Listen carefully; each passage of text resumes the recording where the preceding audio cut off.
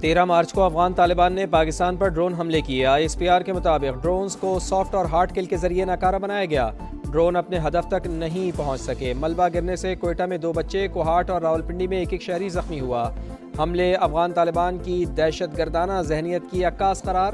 ISPR نے واضح کر دیا کہ مسلح افواج اور عوام افغان طالبان کی فطرت اور عزائم سے آگاہ ہیں۔ پاک فوج اپنے شہریوں کا دفاع کرتی رہے گی اور طالبان کا ہر اشتعال انگیز کا جواب دے گی۔ آپریشن غضب للحق جاری رکھنے کا اعلان۔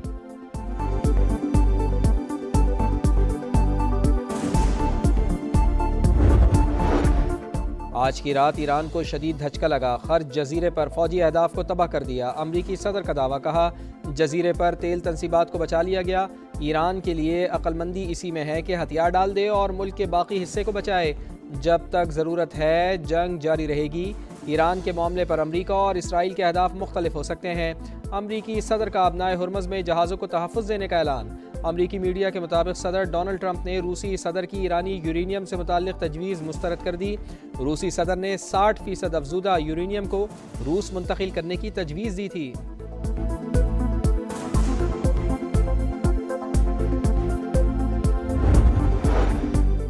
امریکہ کا ایران پر حملوں میں شدت لانے کا اعلان۔ B-2 بمبار طیارہ مشرق وسطی روانہ کر دیا۔ سینٹ کام کے مطابق امریکی B-2 بمبار بھی آپریشن ایپک فیوری میں حصہ لے گا۔ طیارہ بھجوانے کا مقصد ایران سے خطرات کو کم کرنا ہے۔ 5000 اضافی فوجی بھی مشرق وسطی میں تعینات کرنے کا فیصلہ۔ ہزاروں مائکرو انٹرسیپٹر ڈرونز بھی تعینات کیے جائیں گے۔ ایران کے نئے سپریم لیڈر حملوں میں زخمی ہوئے۔ نائب امریکی صدر کا دعویٰ۔ امریکہ اور اسرائیل کی ایران پر جاری تہران، شیراز، قم اور خرج جزیرے پر شدید بمباری۔ حملوں کے بعد متعدد مقامات پر آگ بھڑک اٹھی۔ صہیونی فوج کی لبنان میں بھی وحشیانہ بمباری۔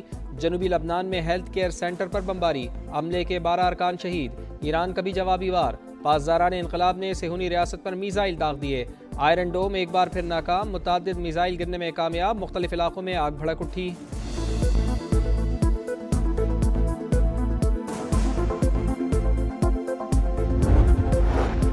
مشرق وسطی میں امریکی اہداف بھی ایران کے نشانے پر۔ سعودی عرب کے سلطان ایئر بیس پر ڈرون حملہ۔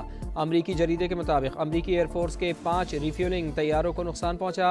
امریکی فوج نقصان کا جائزہ لینے کے لیے ہنگامی اقدامات کر رہی ہے۔ عراق میں بغداد اور اربیل میں امریکی تنصیبات پر حملے۔ مشرق وسطی میں کشیدگی۔ قطر کا عوامی تحفظ کے لیے کچھ علاقوں کو عارضی طور پر خالی کرنے کا اعلان۔ قطری وزارت داخلہ نے کہا کہ عوام ہدایات پر عمل کریں اور معلومات کے لیے صرف اور صرف سرکاری ذرائع پر انحصار کریں۔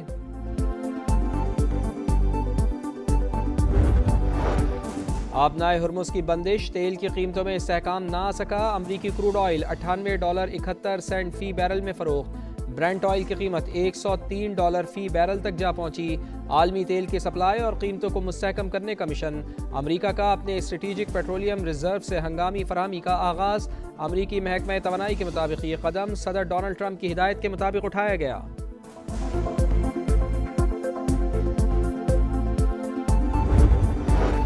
امریکہ کا ایرانی رہنماؤں سے متعلق معلومات پر $1 کروڑ تک انعام۔ اسٹیٹ ڈپارٹمنٹ کے مطابق مجتبیٰ خامنائی اور علی لاریجانی سمیت دیگر اہم رہنماؤں کی اطلاع دینے والوں کو $10 ملین دیے جائیں گے۔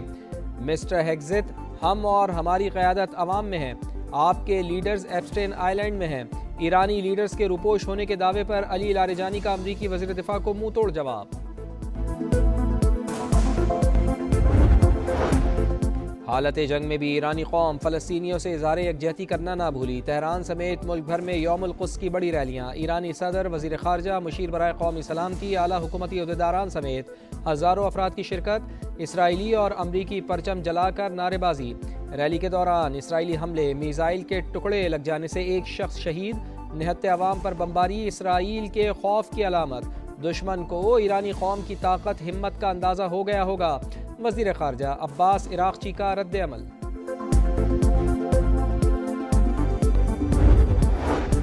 وزیر اعظم کا بڑا اعلان۔ پیٹرولیم مصنوعات کی قیمتیں برقرار۔ عام آدمی پر بوجھ کم کرنے کے لیے فیصلہ کیا۔ مشکل حالات میں عوام تک ریلیف پہنچائیں گے۔ شہباز شریف پرعزم، کہا خطے میں کشیدگی کی وجہ سے عالمی معیشت اس وقت دباؤ میں ہے۔ پاکستان پر بھی گہرے اثرات مرتب ہونے کا خدشہ ہے۔ سفارتی اور معاشی ٹیم کی کوششوں سے مناسب مقدار میں تیل میسر ہے۔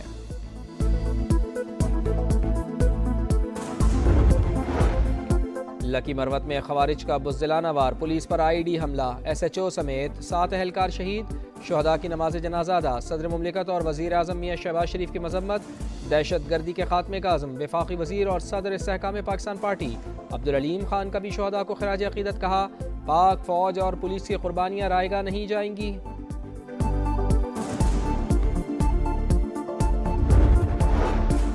لکی مروت میں CTD کا ایکشن، فتنہ الخوارج کے 6 دہشت گرد انجام کو پہنچ گئے، اسلحہ، دستی بم اور IED برآمد، IG خیبر پختونخوا کا خوارج کا پیچھا کر کے کیفر کردار تک پہنچانے کا عزم۔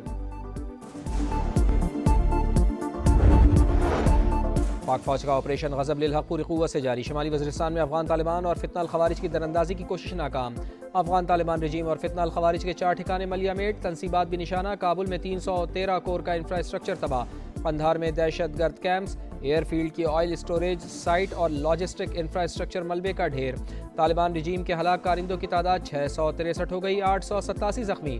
وزیر اطلاعات عطا اللہ تارڑ کے مطابق دشمن کی 249 پوسٹیں تباہ، 44 پر قبضہ کر لیا گیا، 224 ٹینکس، 72 گاڑیاں اور توپ خانے ملیہ میٹ، پاک فضائیہ نے افغان طالبان رجیم کے 70 ٹھکانوں کو نشانہ بنایا۔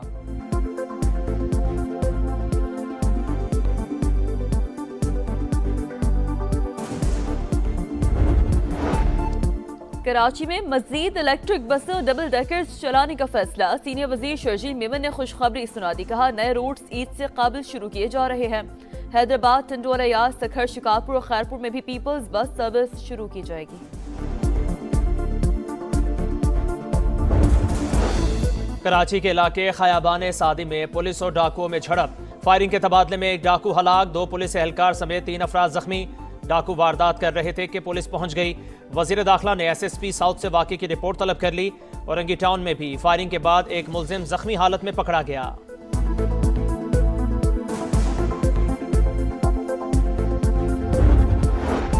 کراچی کے علاقے لانڈی اور کرنگی میں رات گئے زلزلے کے جھٹکے، علاقہ مکین گھروں سے باہر نکلا ہے، زلزلے کی شدت 4 اور گہرائی 10 کلومیٹر ریکارڈ۔